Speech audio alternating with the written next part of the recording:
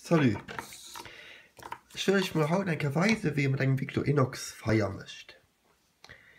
Und zwar mit dem Feuerstuhl.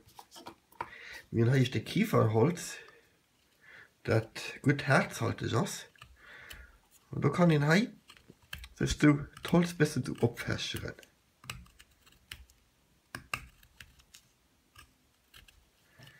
Wir sehen das hier, haben wir so das abgefächert. Dann füllen wir den Dosenöffner an den Feuerstuhl.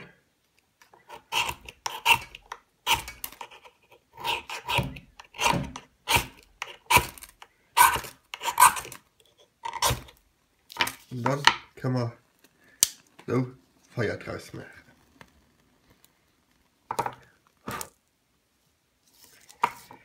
So, ich hoffe, euch hat das Video gefallen. Ihr habt es gesehen, aber vielen Dank. Dann einen Daumen oben. Bis nächstes Jahr. Merci. Ciao.